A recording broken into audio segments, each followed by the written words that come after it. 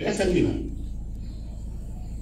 c'est les gens du riche du monde, les grands pays, qui ont créé, et la Banque mondiale. Et le FMI pour être contrôler l'économie du monde. Mais si vous comportez mal et que vous êtes malade, vous allez les voir. Si vous prescrivez un médicament correspondant à votre état de santé, et l'état de santé dans lequel nous trouvons la Côte d'Ivoire est un état comateux. Ce n'est pas parce que le malade, là, vous l'habillez très bien, vous le mettez cravate, vous l'habillez, vous mettez parfait celui qui n'est pas malade. Et la Côte d'Ivoire est malade. C'est économiquement malade. Et ce n'est pas de la propagande, ce n'est même pas des sous politiques, c'est la réalité. Et aujourd'hui, ils sont allés chercher 2100 milliards à l'FMI. 2100 milliards de francs CFA. Mais eux, écoutez bien, c'est important. Et tu plaides là. Parce que quand tu viens de voir, c'est parce que tu es malade. Donc, il te prescrit l'ordonnance qu'il faut. Voilà. Dis-toi, ton taux de glycémie est trop élevé. On va diminuer ton sucre. Ton cholestérol là n'est pas très bien. On va diminuer ta graisse. Et quand il diminue la graisse là, c'est le peuple qui souffre. Donc ils imposent un certain nombre de choses. Et parmi les choses, on leur demande, ils demandent de mobiliser les ressources internes au maximum. Or, ils sont à un niveau de tel qu'ils ne peuvent pas élargir l'assiette d'impôt. Donc qu'est-ce qu'ils font? Ils augmentent donc. Ils demandent aux entreprises d'augmenter les chiffres d'affaires et de donner à la CEI. On a deux problèmes, c'est ça. Quelqu'un a dit que c'est pas problème. Encore là, on a deux problèmes. Ce n'est pas la CEI, c'est la CEI. Non, c'est ça qu'il n'y a pas. Les Ivoiriens ne mangent pas d'humour, alors donc, quand la CEI est tombée dans la CEI, on est. Et donc, il y a une certaine mesure qu'on a à imposer. Puisque la situation économique du pays nécessite ça. On est dans une situation d'insolvabilité de la dette. Si on ne corrige pas ces restrictions, nous sommes insolvables. Il y a la question de l'inadéquation entre les charges de l'État et les ressources. Donc, les gens ont beaucoup de questions. Qu'est-ce que vous avez fait de l'argent que vous avez amassé? Donc, on leur a posé un certain nombre de conditions. Ils doivent augmenter leurs recettes intérieures. Et comment les augmenter? C'est de frapper sur le secteur du productif. Première tentative qui n'a pas marché, Internet. Vous vous souvenez? C'est le gouvernement qui a demandé d'augmenter le coût du data. En augmentant 18% de TVA là-dessus, ça augmente les chiffres. C'est un produit. Si tu ne peux pas augmenter le taux, augmente la matière, et puis tu augmentes, ton produit augmente. Il faut qu'il augmente l'électricité. Alors, il dit non, c'est pas grave, on a exclu les classes sociales, ainsi de suite. Mais ça, parfois, les gens ils parlent comme si. Ok. Quand vous avez exclu les classes sociales là-dessus, et vous mettez là sur les entreprises là, parce qu'ils ont augmenté, les entreprises aussi ont augmenté le coût de la chose. Mais quelle est l'entreprise qui va produire et venir vendre la perte?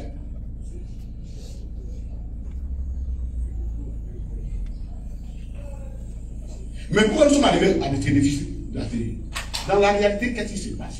La politique, la propagande de la politique, ce n'est pas de la politique. On fait la propagande pendant un mois pour gagner les élections. Mais quand on finit là, la propagande est finie. La réalité, il faut gérer.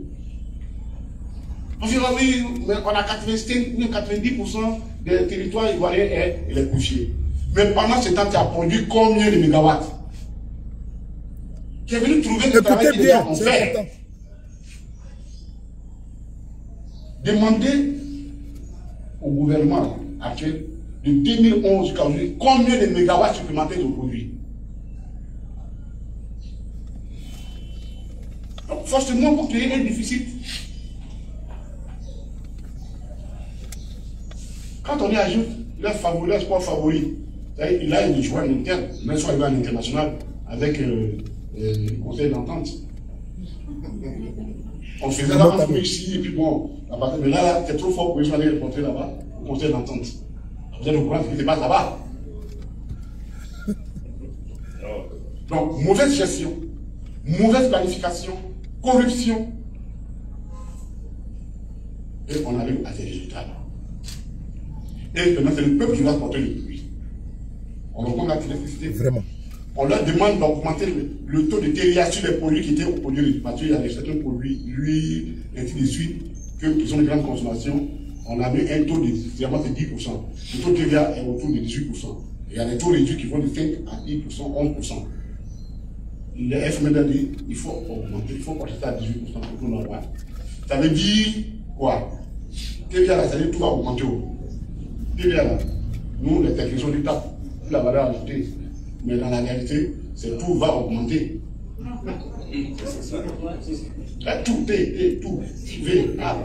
va augmenter. Donc, si vous touchez sur le taux de la TVA, donc tout augmente.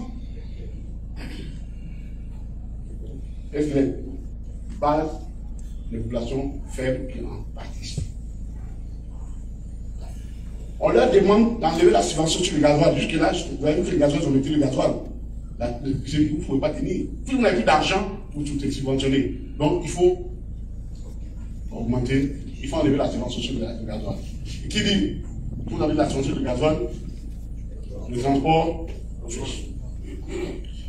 enlever la subvention sur le blé, on a l'impose. Mettre la TVA sur certains produits, y compris les médicaments, on leur demande. Oui, mais parce qu'ils n'ont pas le choix. Donc, actuellement, ils freinent. Ils freinent pour attendre les élections. Parce qu'ils ne veulent pas tout faire maintenant pour qu'on les chasse pendant les élections. Donc, ils freinent, mais pour l'électricité, vous ne pouvez pas tenir. Et là, ils n'ont pas fini l'électricité. Ils sont en train de réfléchir. S'il ne faut pas qu'ils viennent aux factures mensuelles. Parce que là, on est soit 2 mois. 2 mois là. Ils ont besoin d'argent. 2 mois, ça fait 2 mois le TVA que vous gardez. Donc, ils ont besoin de ça dans l'immédiat. Ils sont en train de réfléchir à ça. Ça, ils ne sont pas encore arrivés là-dessus parce que la CIE se pose un peu parce qu'elle se dit, ça suppose qu'il faut qu'ils changent leur mécanisme de production de la facture, ça va faire des surcoûts pour eux, donc c'est pourquoi ça traîne. Sinon, c'est à la table. Vous verrez, toutes ces fiches-là, tous les détails sont là-dessus, c'est pour gagner du temps. On n'a pas envie de faire tous ces détails là-dessus. Donc, voici un régime qui se comporte exactement comme quelqu'un qui est chez lui à la maison, qui n'a pas de cheveux et qui va acheter des pains. Et sa priorité, c'est d'acheter des pains et qui aveugle, ta priorité, c'est de chercher des miroirs. C'est comme ça exactement le régime là fonctionne. L'inversion des priorités. Un ami qui a faim, il dit je cherche le miroir. Et c'est dans ça que nous sommes. Tous les bons partis pensaient qu'en faisant du blim blim, on aurait oublié le président Laurent Gbagbo. Mais l'économie, ce n'est pas le bling bling. L'économie, ce n'est pas le bling bling. C'est les priorités. Quand vous prenez la dette et que vous investissez, il faut que dans les 10 ans avant que, vous commencez à rembourser, c'est la période que vous avez la période de grâce, vous puissiez, votre investissement vous permettre de faire face au remboursement. Et si vous êtes incapable de le faire, et vous êtes dans ça, et c'est dans ce contexte-là énorme que nous vivons. Et c'est dans ce contexte que les paupérisations grandissantes avec la mévente des produits de rente, nous allons en parler à la prochaine tribune, sur la NACAR notamment. Comment la NACAR au nord, comment ça aussi il y a une propagande sur la NACAR qui a justifié au niveau de la situation. La prochaine tribune, on va en parler. Et voilà ce que ce gouvernement nous envoie. Non seulement ils sont capables de régler, ils sont incapables de régler les problèmes économiques de la Côte d'Ivoire, mais en second point, ils cherchent à créer des troubles en s'attaquant sur des questions qui sont manifestement porteuses de troubles. On ne sait pas pourquoi.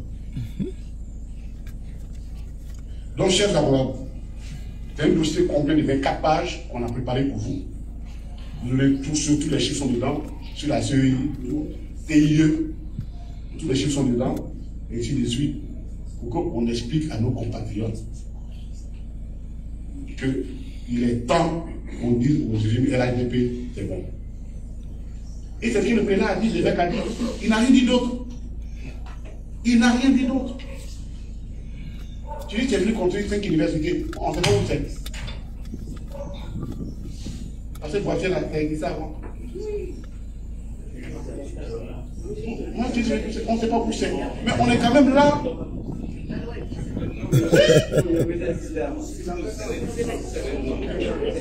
Bon, il dit qu'on est dans deux mondes différents. Oui.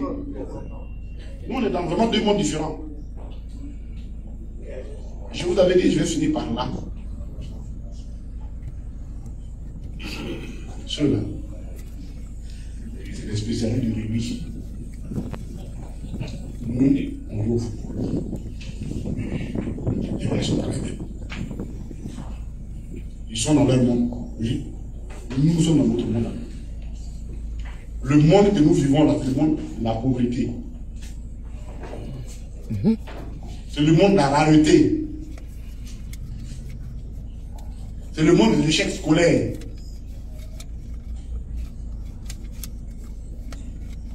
C'est le monde de la drogue. Ouais. C'est le monde de la généralisation de la prostitution. Partagez la vidéo, partagez. C'est ça. Pour les bains. Elle a dit devant nous les écoles dans ce pays. Ouais, ouais. C'est ça qu'ils veulent laisser dans ce pays. Et ils ne veulent pas qu'on en parle. Le RHDP va nous laisser un héritage. Ça, c'est vrai. Et personne ne peut l'ignorer. Et personne ne doit l'ignorer. Monsieur Ouattara et son RDN vont nous laisser un héritage colossal, abyssal et insupportable. Parce que la Doise qui est là aujourd'hui et que nous devons payer nos enfants et petits-enfants, la Doise est grande comme ça. Parce que ils endettent, comme l'a dit M. Aoussou Jano. Il faut endetter. On va payer. Ok. Qui va payer? Quand il dit on va payer. Lui, il est président d'institution. Jusqu'à sa mort, ce monsieur ne sera jamais pauvre. C'est des personnes qui ont des maisons à Dubaï, qui ont des maisons en France, qui ont des maisons partout en Europe. Et donc, c'est les pauvres. C'est vous qui écoutez, n'est-ce pas, les sirènes, pour ne pas dire les sonnettes de ces personnes-là. C'est vous qui écoutez ces sonnettes de ces personnes-là qui vous vendent que du vent.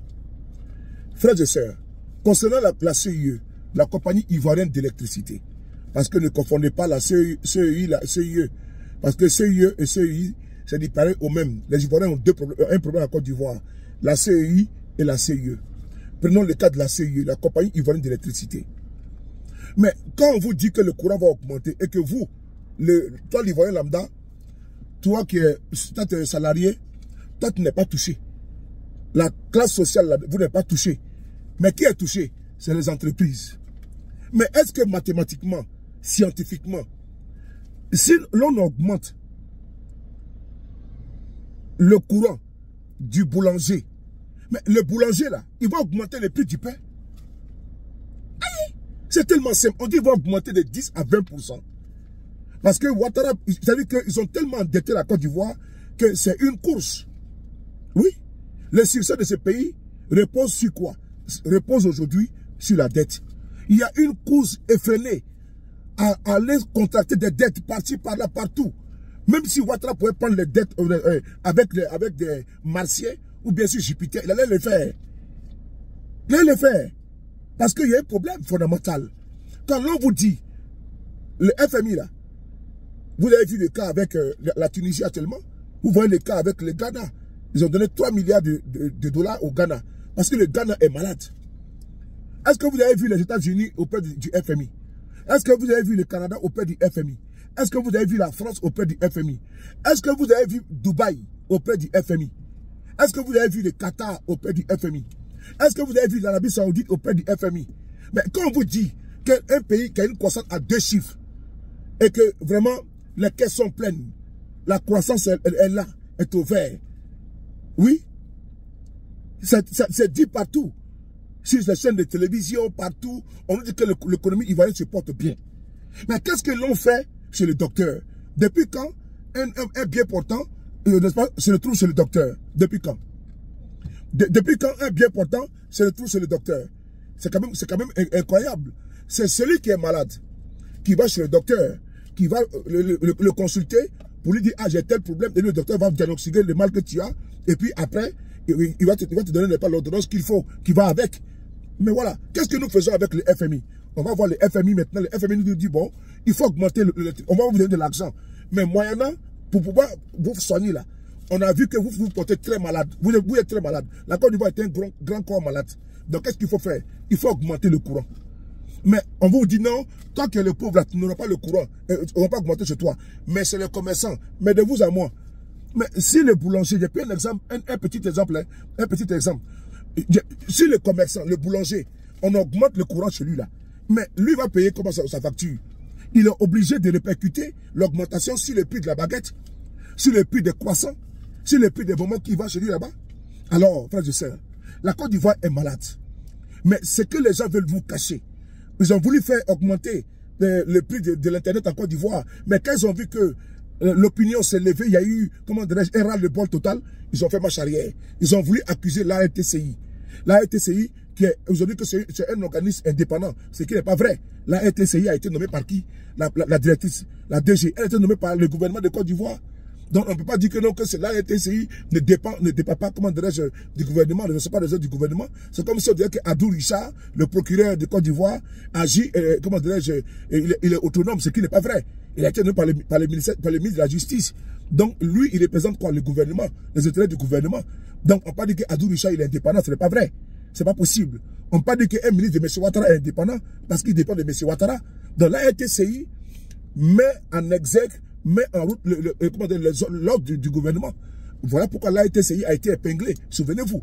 Donc, frères et sœurs, notre pays là, ce que vient de dire M. Kone Katina, c'est un constat clinique sans appel. Le pays va très mal. Il ne faut pas regarder ce qu'on vous montre de jovial, de joli, voilà, ce qu'ils ont embelli, et puis on vous montre, on vous enfume. Non. Ça là, c'est du saupoudrage, c'est de l'enfumage, c'est de la poudre de pépin, c'est trop de bruit pour rien. Sinon, c'est celle qui fait bruit, et c'est qui imagine qui fait publicité. Sinon, celle ne fait pas publicité. Hein. Est-ce que vous avez vu l'Arabie Saoudite faire publicité? Ou bien le Qatar ou le Dubaï, ou les pays même qui disent que non, qu'ils ont une bonne croissance là, l'économie est stable. Est-ce qu'ils font bruit? Il ne faut pas bruit.